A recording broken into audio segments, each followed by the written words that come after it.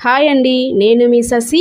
Welcome to Shashi's cuisine. ఈరోజు వీడియోలో అయితే లచ్చా పొరాటాని ఎలా ప్రిపేర్ చేయాలో చూపించబోతున్నానండి. ఈ లచ్చా పొరాటా పొరలు పొరలుగా సాఫ్ట్గా ఎలా ప్రిపేర్ చేసుకోవాలో చూద్దాము. ఒక మిక్సింగ్ బౌల్ తీసుకొని అందులో 2 కప్పుల వరకు మైదా పిండి వేసుకోవాలి. 2 కప్పుల మైదా పిండికి 2 స్పూన్ల వరకు సూజీ రవ్వ వేసుకోవాలండి.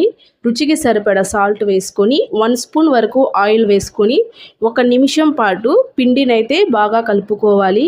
మనం వేసిన ఈ నూనె రవ్వంతా పిండితో బాగా కలిసేలాగా ఒక 2 నిమిషాల పాటు వీటినైతే బాగా కలుపుకోవాలి. ఇందులో కొద్దిగా వాటర్ పోసుకుంటూ పిండినైతే మనం కలుపుకోవాలి. ఒకేసారి వాటర్ పోయకుండా కొద్దిగా వాటర్ పోసుకుంటూ మనం ఈ విధంగా ముద్దలాగా చేసుకోవాలి. మరి ఎక్కువ చపాతీ పిండిలా కాకుండా కొద్దిగా సాఫ్ట్గా ఉండే విధంగా అయితే మనం పిండిని కలుపుకోవాలి. ఇందులో 2 స్పూన్ల వరకు ఆయిల్ పోసుకోవాలండి. పరాటాకి ఆయిల్ కొద్దిగా ఎక్కువగానే పడుతుంది కాబట్టి 2 స్పూన్ల వరకు ఆయిల్ పోసుకొని పిండిని మరోసారి బాగా కలుపుకోవాలి. ఈ విధంగా పిండినంతా బాగా కలుపుకోవాలండి. చూడండి పిండి ఎంత సాఫ్ట్గా ఉందో. ఇలా తుంచితే కూడా పిండి సాగాలి. ఆ విధంగా మనం కలుపుకొని మూత పెట్టి 1 అవర్ పాటు పక్కన పెట్టుకోవాలి. చూడండి 1 అవర్ తర్వాత మూత తీస్తున్నాను. పిండి చూడండి ఎంత సాఫ్ట్గా అయిందో. దీన్ని మరోసారి 5 నిమిషాల వరకు పిండినైతే బాగా సాఫ్ట్నెస్ ఇంకా ఎక్కువ వచ్చేంత వరకు ఈ విధంగా పిండినైతే మనం కలుపుకోవాలి. 2 చేత్తో ఈ విధంగా పిండినైతే మనం బాగా మ్యాష్ చేసుకుంటూ ఈ విధంగా కలుపుకుంటూ ఉన్నామనుకోండి పిండి మనకి సాఫ్ట్గా వస్తుంది. పొరాటో కూడా మనకి సాఫ్ట్గా వస్తుంది. ఈ విధంగా కలుపుకొని చిన్న ఉంటలుగా చేసుకోవాలి. మనం వేసిన 2 కప్పుల పిండికి 5 లచ్చా పొరాటాలు వస్తాయండి. ఈ విధంగా గోల్ చేసి పెట్టుకోవాలి. ముందుగా అయితే మనం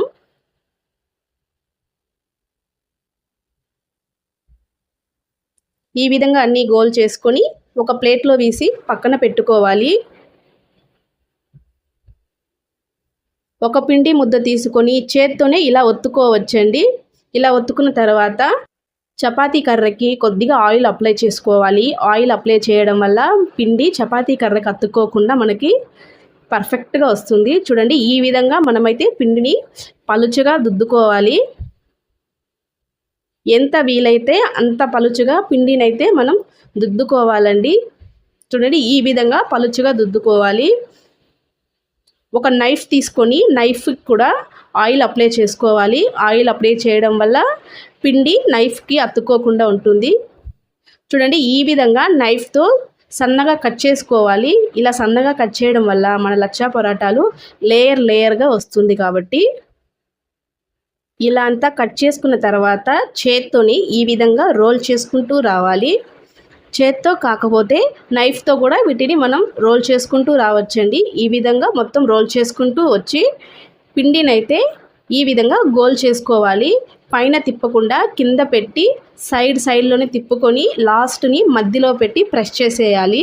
ఈ విధంగా పిండినంతా ఇదే విధంగా చేసి ఒక ప్లేట్లో వేసి పక్కన పెట్టుకోవాలి. ఒక పిండి ముద్దను తీసుకొని చేత్తోని మనం ప్రెస్ చేసుకోవచ్చండి. లేదంటే చపాతీ కర్రతోనే మరీ ఎక్కువగా ఒత్తకుండా చూడండి నేను చూపిస్తున్నాను కదా ఈ విధంగా లైట్గా ఒత్తుకోవాలి. ఎక్కువ ఒత్తారనుకోండి మనకి లేయర్స్ రావు.